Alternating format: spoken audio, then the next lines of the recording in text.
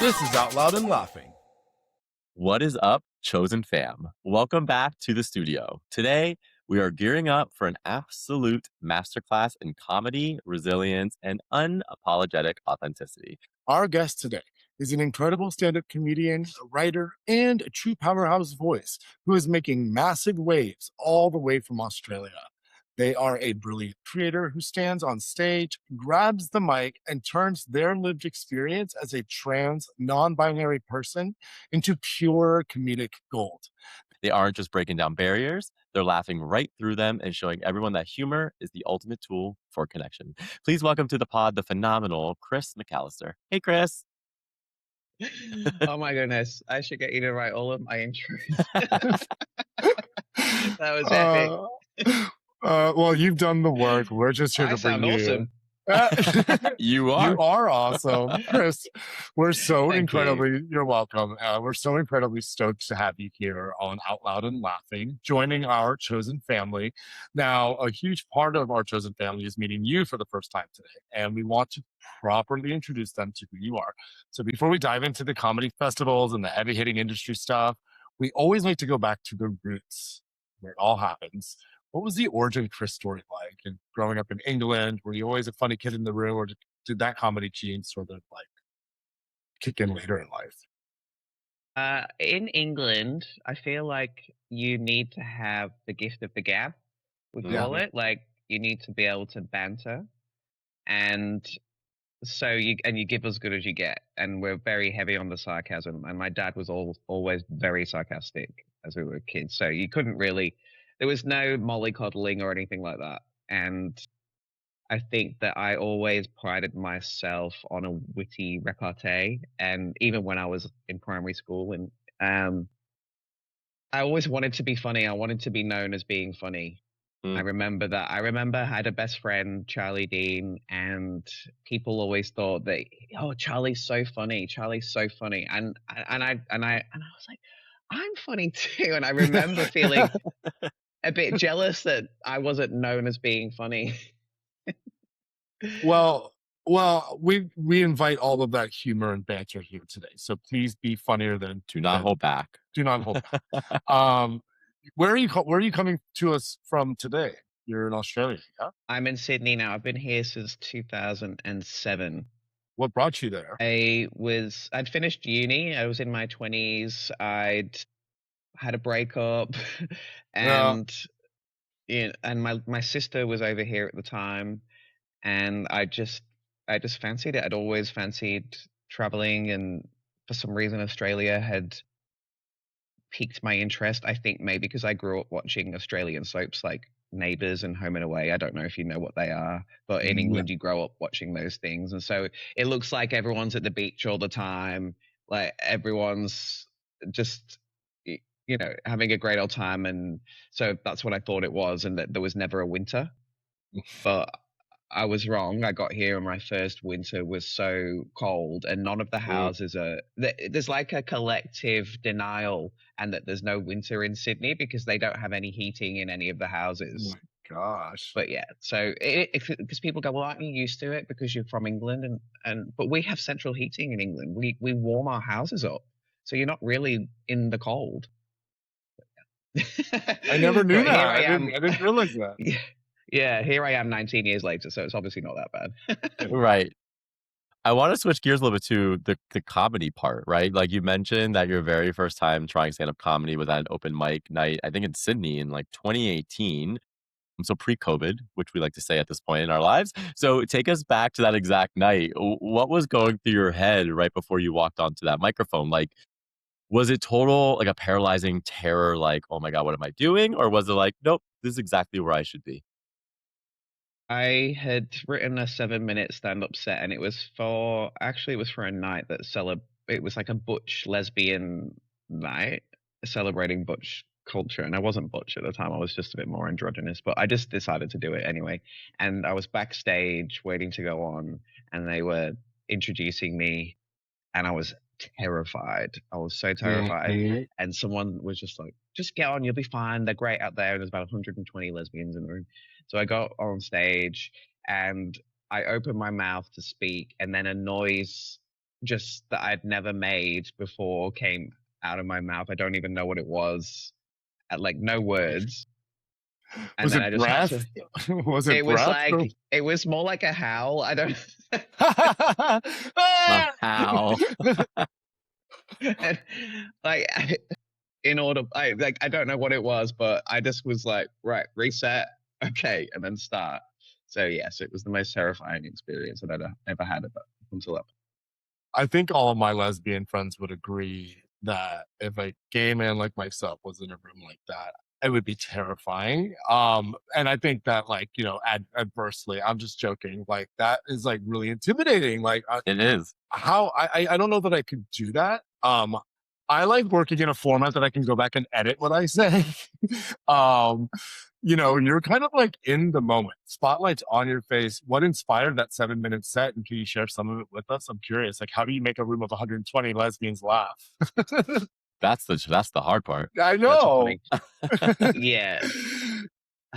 Well, I'd started writing a little bit of comedy. I don't know why. I just thought I could write, so I just wrote a little bit one time, and I never did anything with it. And then there was just I saw a call out on Facebook or something saying, "Hey, we're doing this night. Anybody want to do a performance?" And so there was different things like spoken word, drag, various different dance, like various different performances. And so I said, "Oh, maybe I would like to do some comedy," and they were like, "Yeah, great, come along." And so that's how that happened. But I'm so glad it did because it really got me. I wasn't performing at all before that. Like I used to perform at like church or something when I was a kid, and then hadn't done anything until I'm, a lot older in 2018, and I realized like I love being on stage, and we live for the applause basically. So um yeah, and it got me it gave me that bug to keep getting back up and keep improving. I love writing comedy. I love seeing the funny things in life Yeah. because I'm always like just looking out for what's funny in Yeah. life, which is so much So nicer. many things, right? Like, It's so so many much. things. It's such a better position to be in than looking out for what's terrible. Yeah. Well, So and I feel even like if it's terrible. what's interesting about your comedy too is you bring your full self to comedy as well, right? And so you haven't shied away from all parts of yourself, which I think is also like we always say there's truth in like comedy and truth, I guess. Like when I took improv, I remember learning that. And so how is it bringing like your full self to a comedy show? I mean, it is a full self, but I do think that because I'm doing that on stage with a microphone where it's a one-way conversation, there is always that. People say that it's very vulnerable being on stage, but I'm also not giving anyone a right to reply. Like I'm saying Mm, things and I have the power of the microphone. So I'm purposefully putting myself in a more powerful position. So I don't know, it's a bit of a strange kind of dichotomy of like, am I being vulnerable or am I purposefully not being vulnerable? I don't know because I've just been thinking about this for a little bit. I'm writing my next show at the moment, which is talking about a time in my life that was a bit of a struggle, and I'm trying to put it in a comedic show, and I am delving into the more vulnerable part. And so this is a new territory for me because I think before the comedy has been used as a deflection and like water off a duck's back kind of thing. So you say something like I get lots of people saying like transphobic or ignorant things to me and I make a joke out of it. So Right. to me, that's not me being vulnerable. That's me being very like having lots of armor. So Mhm. yeah, We know. I mean, I think that, you know, regardless of what letter of the alphabet you represent in our beautiful spectral community of non-binary folk and queer folk, I I can't help but like draw so many connections to that. So thank you for articulating that so beautifully. I think that you captured the experience, but you've also captured so beautifully your lived experience as a trans and non-binary person in your comedy. navigating that comedy, though, I'm curious. Um, you know, in the earlier days of your career, did stand-up serve then as a safe space? You talk about owning the microphone, you talk about it being sort of this one-way street. Do you think that it was a place where you can maybe process your journey out loud, or just did it just feel like an extra layer of armor, like you said? Like, do you think it was more than that? Well, when I was first started, I just identified as a lesbian. I hadn't even considered going on sort of this gender journey. It wasn't in my Mhm. sphere of like experience. I hadn't even thought about gender.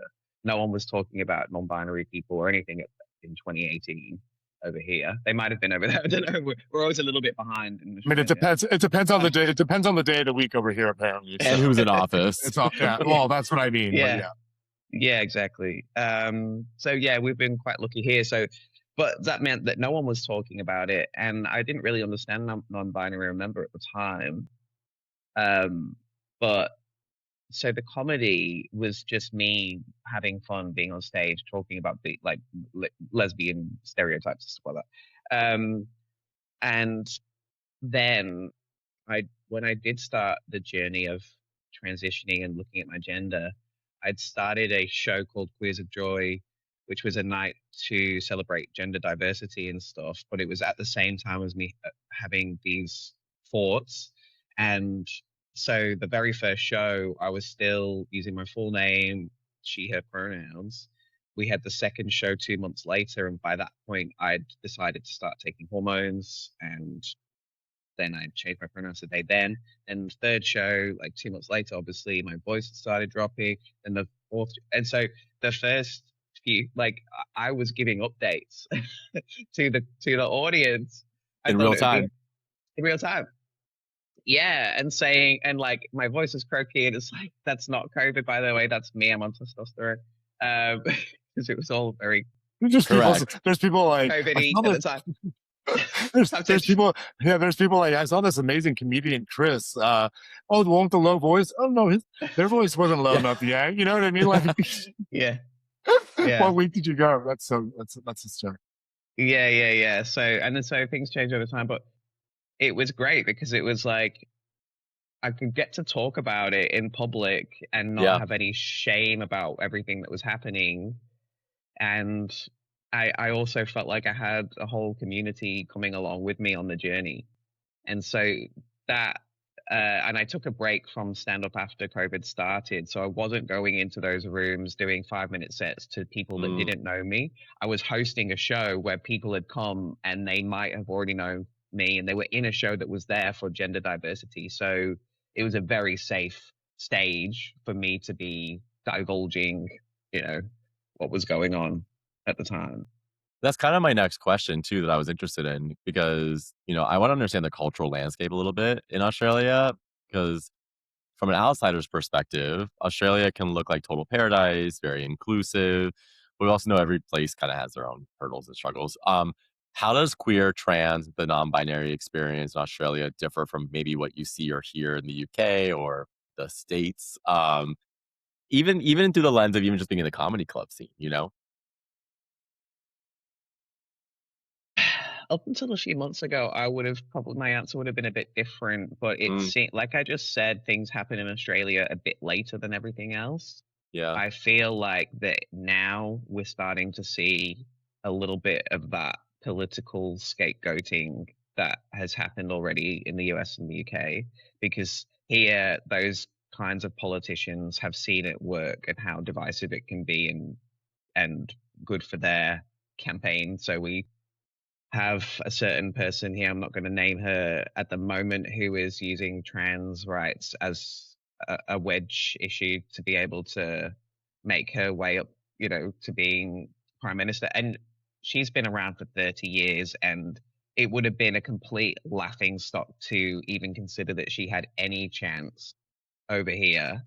And then suddenly people are now listening to her, and she's getting loads of media attention, exactly how Trump got it in 2016 or 2015, where people were laughing at him. So he was getting all of this media attention, and it was like feeding the whole media cycle. And he got like so much more attention than Bernie Sanders or Hillary Clinton or anyone like that.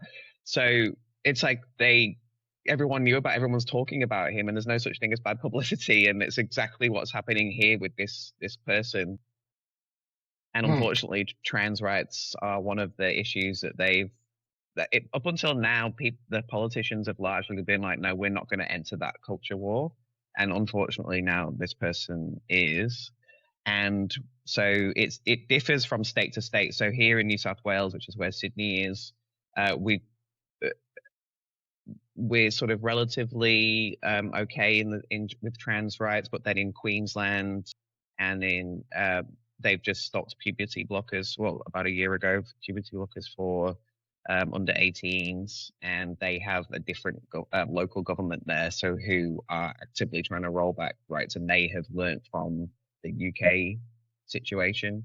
So we are influenced by the UK and the US, and so socially attitudes also, because I'm in Sydney, very different from say 2 hours, like a 2-hour drive from here, because it'll be very rural or very just, hardly any queer people who are out. I went and did a show 2 hours away late last year, and it was for Ida Hobbit Day, International Day Against Homophobia, Transphobia, Blackphobia. And so it was like lovely. Someone had curated this night over there, and so we had 50 people, lovely people who are allies, come to the show, and I met like a trans guy afterwards, and he said, I've lived here for 5 years, I've never met a single other trans person. And I couldn't believe it, because he said, I'm like stealth, like I'm not out here because I don't feel like it's safe to be so. But it's like, that's 2 hours from Sydney. I can't walk down the end of the street without seeing a trans person here. Don't tell them. I'm not supposed to be able Yeah. to tell. You're not supposed to be able to tell. That's so good. That's so funny. But you kind of do sometimes. Yeah. Depends. Yeah. I mean, it's like gaydar. Exactly. Right. We all have it. Exactly. Well, I don't know. There's very little to say about the political landscape of the globe right now, especially as it sort of dims the light on our beautiful community. But I will say just quickly though, the benefit of Australia is that we have compulsory voting. I don't know if you know this. No, tell us. So when we have elections, citizens have to vote, otherwise you get fined, which means that it's harder for really like extreme parties to get in, because I love that. when you're not forced to vote, only the people that are motivated to vote, right? And people get motivated by extreme like candidates. Yeah. So if everyone in America had to vote, would the most extreme candidate get in? Probably not, because most people are sitting somewhere in the middle or whatever. So I think that's one thing that's one reason that we have been relatively sort of safe from that kind of rhetoric over here. That's interesting. Yeah. All right. So now I can add compulsory voting to how much I love compulsive shopping. This is fantastic. At first I was like, I thought compulsory voting was like, well, that's like stripping away people's rights. And I was but then I heard the reasoning why, and and I thought, oh, okay, that does make more sense. It makes complete sense. I also want to shift gears and focus on something incredible that you were able to accomplish. You recently had a killer run at the Melbourne International Comedy Festival. We feel festivals like that can be chaotic sometimes. So what did it feel like to take up space on such a massive, prestigious platform and see people genuinely connecting with your story and your punchlines? I mean, Melbourne International Comedy Festival is one of the biggest comedy festivals in the world. So it was amazing to go down and be able to do that and meet people and do the show 7 nights in a row, and improve myself as a comedian and how I connect with people. And some shows were smaller, so I didn't even use a microphone, and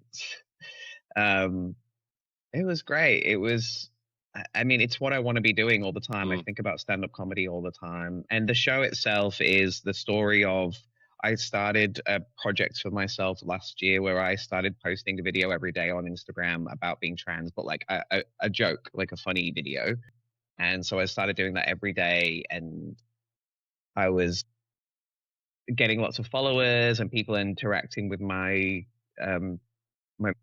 my content and stuff. And so, but I was also getting the flip side, because with visibility is a two-edged sword. And so I was getting all of these comments like, "You lot are just trans because you were bored during lockdown." Good one. Yeah. And then God how I responded to that. And yeah, what'd you say? well, yeah, you got me.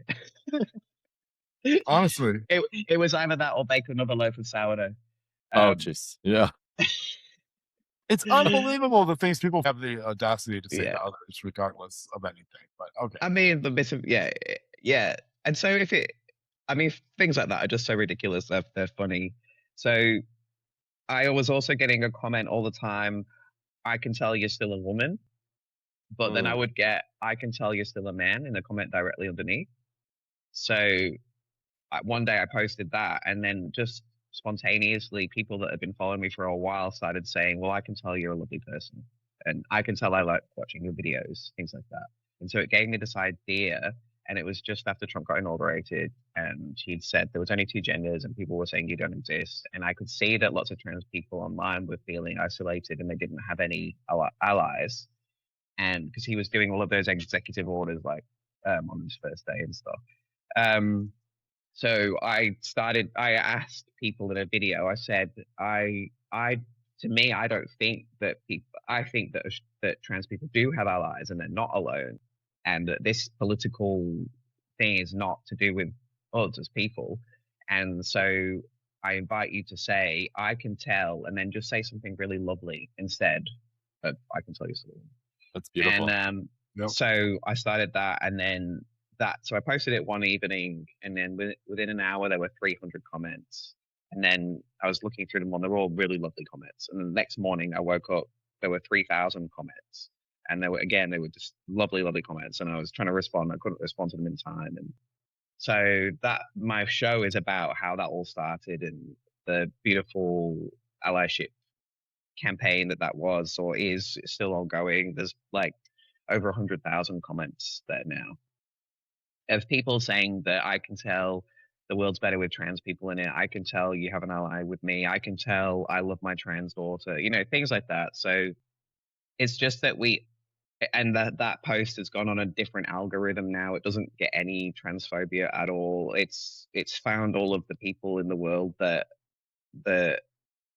are not fooled by the hate and the transphobia, and that actually just care about people, or are indifferent, or some people are indifferent to trans people.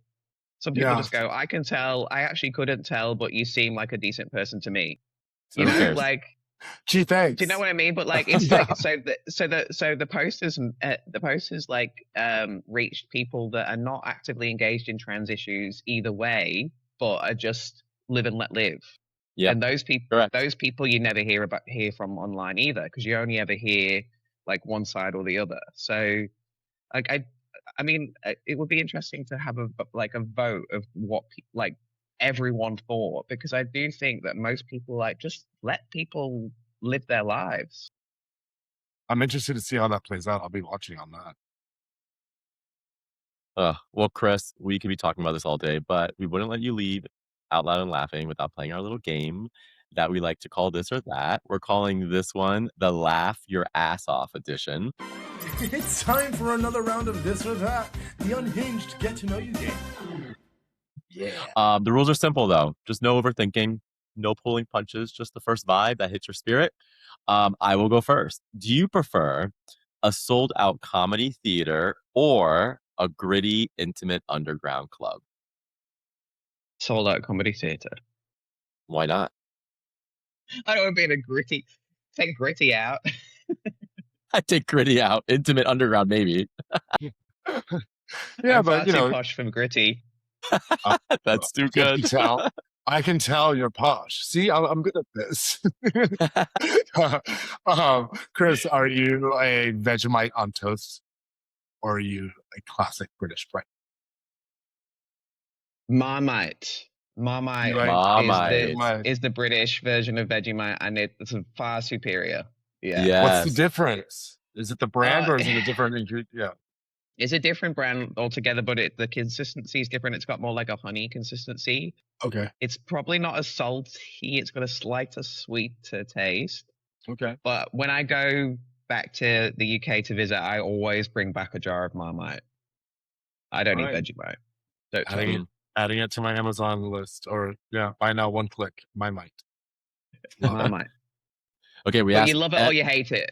exactly. Well, I've never had it, so Yeah, well, that's their marketing. It's like they have adverts where people are eating it and they're like, ugh, like this, and then other people are eating it and love it. It's like you either love it or you hate it.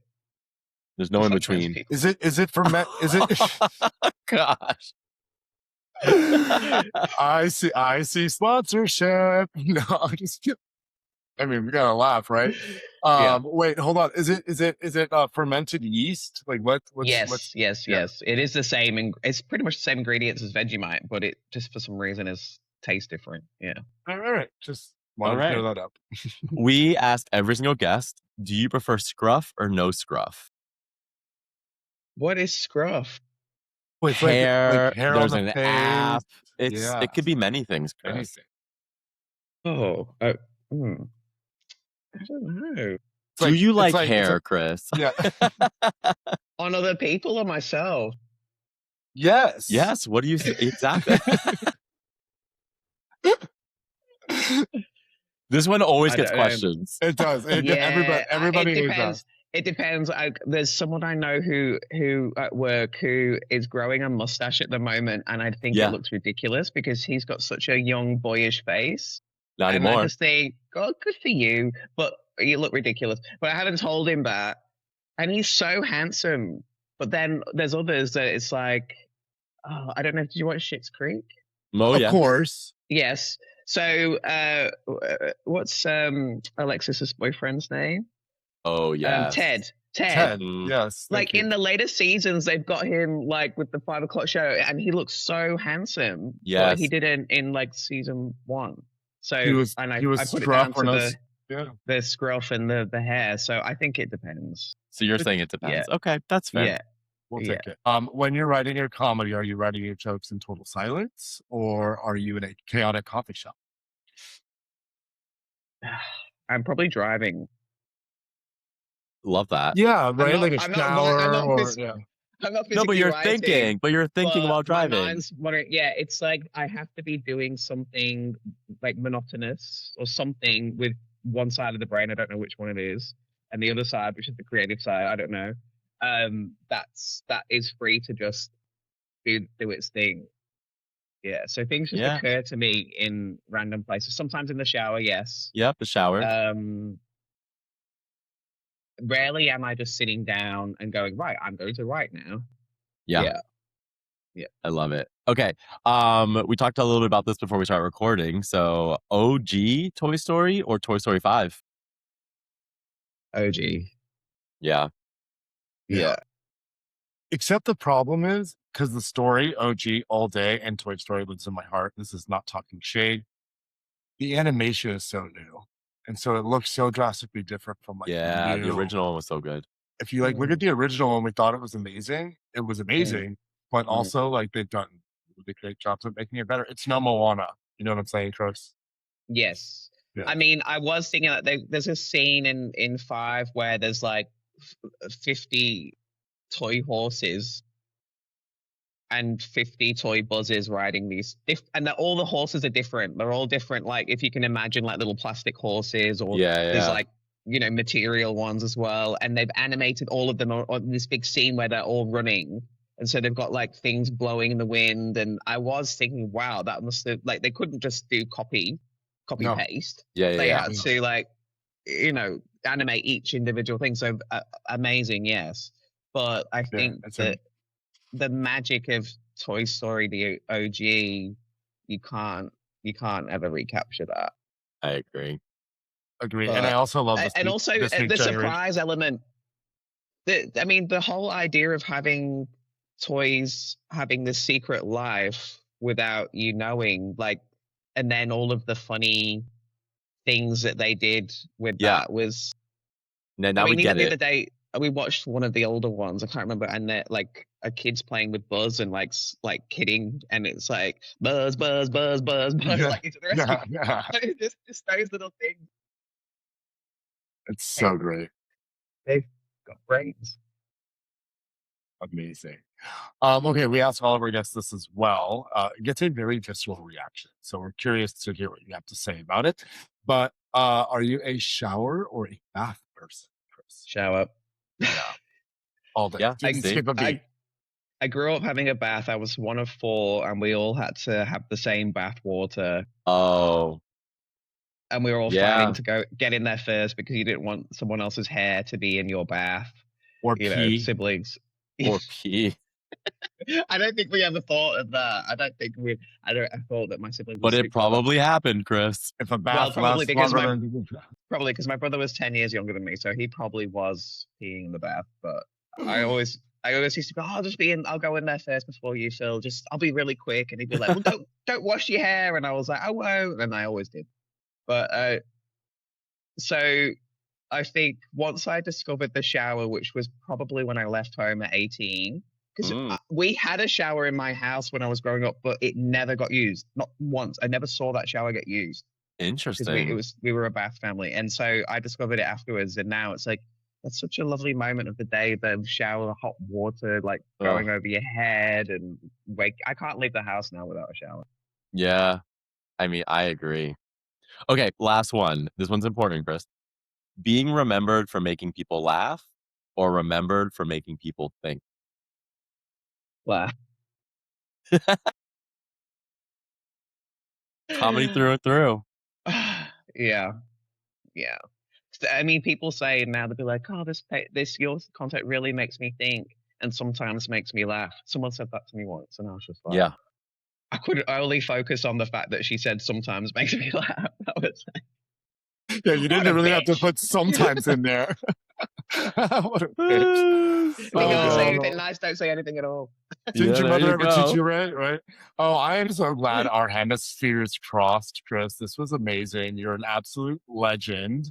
Thank you so much for hanging out with us, being so incredibly open, of course, and showing our chosen family how to navigate the world with humor, grace, and your unmatched wit. Thank you so much. Yes, Chris. Everyone, go check out Chris's shows, tour dates, follow his content. Chris, where can everyone find you online and keep up with everything that you're coming up with? I am at the Trans Comedian on Instagram. Easy enough. That's a good handle. It is a great one. Thank Way you. to own that. No one had it. Yeah. Can you Take believe it. that? Yeah. Well, amazing, everyone. Thanks for listening. Chosen family member to live your life completely out loud. Keep laughing and never be afraid to own your own story. We love you, and we'll catch you on the next one. Bye, everyone. Bye. This was Out Loud and Laughing. We're available everywhere you get your podcasts. Spotify, Apple, YouTube, iHeart, or wherever.